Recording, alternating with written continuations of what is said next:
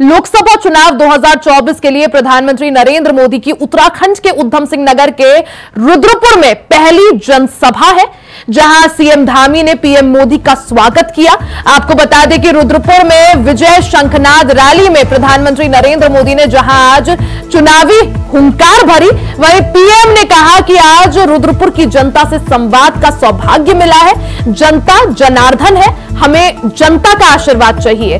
आपको बता दें कि रैली से पहले पीएम ने अपने एक्स अकाउंट पर पोस्ट कर कहा कि उत्तराखंड में मुझे अपनेपन की अनुभूति होती है।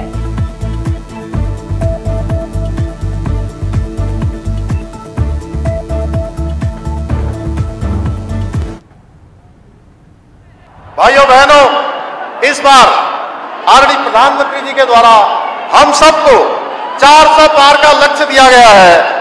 आप सभी के आशीर्वाद से मुझे पूरा विश्वास है कि हम नैनीताल, उधम सिंह नगर, हमारा अल्मोड़ा, पिथौरागढ़, टिहरी गढ़वाल, पौड़ी गढ़वाल, हरिद्वार लोकसभा पांचों सीटों पर ये एक भारी बहुमत से यहाँ की पांचों सीटें जीतकर 400 का जो लक्ष्य है उसको पूरा करने में हम सहयोग करेंगे।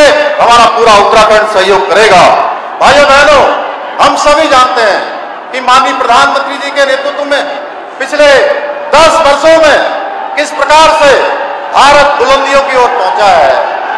माननीय प्रधानमंत्री जी ने अपने 10 सालों के कालखंड में एक एक पल और एक एक क्षण भारत माता को समर्पित किया है। 140 करोड़ भारतवासियों को समर्पित किया है, जिनको अपना परिवार मानकर उन्होंने काम किया है और जो विकास के कीर्तिमान स्थापित किए हैं।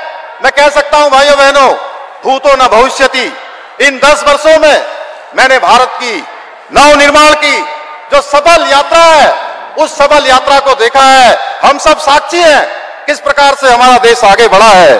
आज हमारे प्रधानमंत्री जी के नेतृत्व में ऐसे समय में जब हमने कोरोना महामारी जैसी बीमारियों का सामना किया, चुनौतीपूर्ण जो ये हमारे देश के सामने चुनौती थी, आपके नेतृत्व में उसका व्यवस्थापन सही तरह से व्यवस्थित किया गया और भारत दुनिया की 11वें नंबर की अर्थव्यवस्था से 5वें नंबर की अर्थव्यवस्था आपके नेतृत्व में बना है।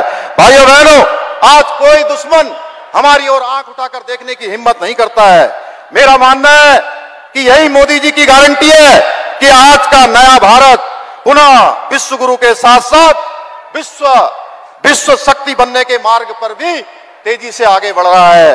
भाइयों बहनों, आदरणीय प्रधानमंत्री जी के नेतृत्व वाली सरकार ने 2014 के बाद वो ऐतिहासिक फैसले लिए हैं जिनकी कल्पना शायद ही किसी ने की होगी, चाहे वो सीएए का कानून हो या कश्मीर के अंदर धारा 370 समाप्त करना हो या हमारे आराध्य देव भगवान श्री राम का भव्य और दिव्य मंदिर बनकर प्राण प्रतिष्ठा वहां करनी हो। हम सब जानते हैं आज उन्होंने हमारे यहां आकर हम सबको गौरवान्वित किया भाइयों बहनों, और आपका जो उत्तराखंड से लगाव है वो किसी से छिपा हुआ नहीं है। हम सब जानते हैं जिस प्रकार से हम सब लोग उनको हृदय से प्रेम करते हैं, उसी प्रकार आदरणीय प्रधानमंत्री जी के हृदय में हमेशा उत्तराखंड बसता है। भाइयों बहनों, हमेशा उत्तराखंड बसता है। उत्तराखंड के लिए अगर पिछले 10 वर्षों में मैं बात करूं तो 2 लाख करोड़ से भी ज्यादा की योजनाएं यहां स्वीकृत हुई हैं। अनेक काम स्वीकृत हुए हैं जिन योजनाओं के बारे में हम सोचते भी नहीं थे, वो सारी योजनाएं हमको मिली हैं। भाइयों बहनों, उत्तराखंड तेजी से आज आगे बढ़ रहा है। आपके दिशा निर्देशन में, आपके मार्गदर्शन में हम तेजी से रात दिन काम कर रहे हैं। हमारी सरकार ने भी उत्तराखंड में अनेक ऐसे निर्णय लिए हैं जिन्हें पूर्व की सरकारों ने अपने स्वार्थ एवं तुष्टीकरण के कारण ठंडे वस्तुओं में डालने का काम किया था। 8 साल तक देश पर राज करने वाले 10 साल सत्ता से बाहर क्या रह गए। अब देश में आग लगाने की बात कर रहे हैं। क्या ये आग लगाने की बात आपको मंजूर है?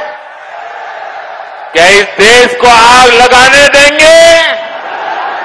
क्या आग लगाने की ये भाषा उचित है? क्या ये आग लगाने वाली भाषा लोकतंत्र की भाषा है? ऐसे लोगों को सजा करोगे? पक्की सजा करोगे? चुन चुन करके साफ कर दो। इस बार इनको मैदान में मत रहने दो भाई। इमरजेंसी की मानसिकता वाली कांग्रेस का भरोसा अब लोकतंत्र पर नहीं बचा है, इसलिए वो अब जनादेश के विरुद्ध लोगों को भड़काने में जुट गई है। साथियों, कांग्रेस भारत को अस्थिरता की तरफ ले जाना चाहती है, अराजकता में झोंकना चाहती है। कर्नाटका में कांग्रेस के एक बड़े नेता ने दक्षिण भारत को देश से अलग करने की बात कही, दो टुकड़े करने की बात कही। आप मुझे बताइए, देश के टुकड़े करने की बात करने वालों को सजा मिलनी चाहिए कि नहीं मिलनी चाहिए? सजा मिलनी चाहिए कि नहीं मिलनी चाहिए? सजा मिलनी चाहिए कि नहीं मिलनी चाहिए? लेकिन कांग्रेस ने क्या किया? सजा देने के बजाय कांग्रेस ने देश को बांटने की घोषणा करने वाले को चुनाव का टिकट दे दिया। उत्तराखंड के लोग भूल नहीं सकते कि इसी कांग्रेस ने देश के वीर सपूत स्वर्गीय बिपिन रावत जी तक का अपमान किया था। अब स्पष्ट रूप से दो खेमे बन गए हैं।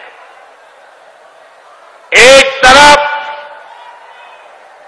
हम लोग ईमानदारी और पारदर्शिता जनता जनार्दन के सामने लेकर के आए हैं, दूसरी तरफ भ्रष्टाचारी परिवारवादी उनका जमावड़ा है। ये भ्रष्टाचारी मोदी को धमकी भी दे रहे हैं, दिन रात गाली भी दे रहे हैं। अब देखिए क्या खेल चल रहा है। हम हैं जो कह रहे हैं भ्रष्टाचार हटाओ, और वो कहते हैं भ्रष्टाचारी बचाओ। आप मुझे बताइए, भ्रष्टाचार हटना चाहिए कि नहीं हटना चाहिए? भ्रष्टाचार हटना चाहिए कि नहीं हटना चाहिए? भ्रष्टाचार से मुक्ति मिलनी चाहिए कि नहीं मिलनी चाहिए? भ्रष्टाचारी जेल जाने चाहिए कि नहीं जाने चाहिए? भ्रष्टाचारियों को सजा होनी चाहिए कि नहीं होनी चाहिए? ये देश की आवाज है और मोदी आपकी हर आवाज को सुनता है और उसके लिए ताकत भी लगा देता है।